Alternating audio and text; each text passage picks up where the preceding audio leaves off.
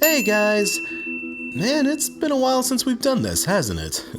Well, this quickie in particular came as a Patreon request, so thanks again, Graham.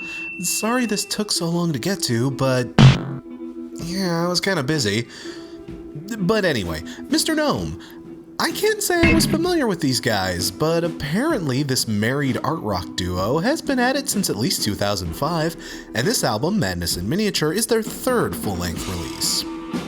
Now, I walked into this pretty much blind. I didn't know anyone else who'd heard of them, and there isn't even that much information floating around online about these guys. That can sometimes be a very bad sign in my line of work, but when Ain't the Sun came on with its guitars soaked in reverb and its drums cascading triumphantly across my earbuds, I realized that I hadn't been trolled. Thank you again, Graham, I appreciate that. Really, the instrumentation is way better than I was expecting. This is one of those sorta garagey, sort of indie-ish two-piece groups that the White Stripes made popular and the Black Keys made insufferable. But these guys do not fall into a lot of the traps that bands like that tend to. For one, their sound is insanely rich and dense. Like I mentioned before, Nicole Burial has a lot of range as a guitarist. She does some very good riff crafting on songs like Ain't the Sun, We Sing Electric, and Wolf Girls, but she's also great behind the acoustic as well, as provided on tracks like House of Circles and Bit of Tongue. She has a very excellent feel for when a song needs to be subdued and when things need to get loud. And a lot of these bands have an issue of just being one or the other. I like how she's able to integrate things here. She does a good job mixing things up. And the same could be said of her vocals. She has an exquisitely pretty voice. It kind of reminds me of Chaim, only way spookier and more sinister. This is kind of what Cat Power would sound like if she were actually semi-conscious, and I totally dig that.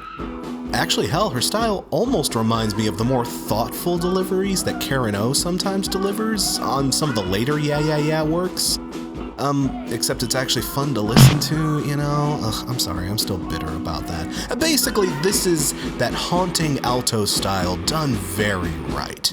I think the backbone of what ultimately makes this album work, though, is Sam Meister's drums. I mean, so many bands of this particular stripe have just the weakest, shittiest, most basic, bare-bone drums. Jesus. Hell, one of the most definitive bands of this particular style of rock is known specifically for their shitty drums.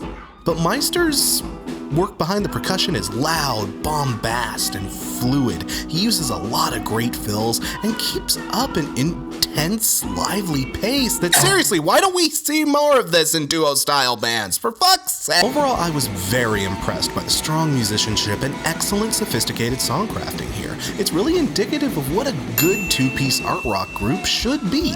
But remember when I said that these guys don't fall into a lot of the traps set by their genre?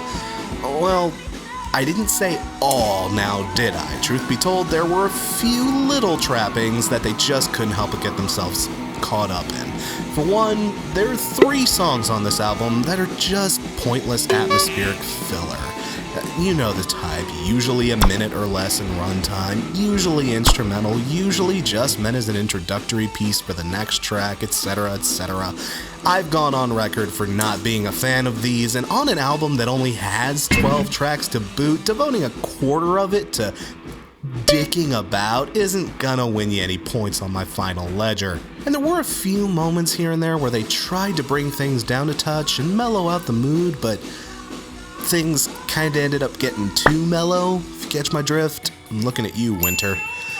But overall, I'd say I was very impressed, and the complaints that I do have probably just speak more to my specific taste than the talent of the actual band here. These guys are very creative and extremely proficient at what they do. If you're in the mood for something stripped down and haunting, but still powerful and dense, I say yeah, totally check this out. Again, thanks, Graham, for recommending this, and, you know, not subjecting me to Limp Bizkit or some shit like that.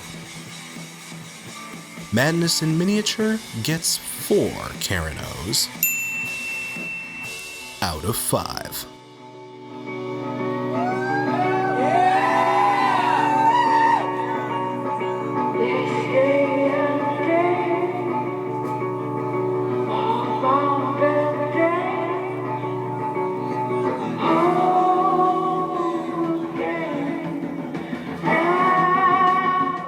Hey guys, super quick announcement. You may have noticed on the Patreon page that the patron rewards have been blacked out.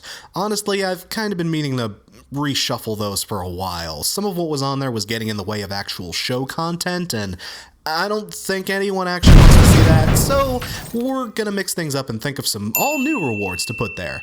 Only problem is, I haven't thought of any rewards to put there, so shoot me your suggestions in the comments below or at my social medias, and you might get a fair chance of seeing something on there.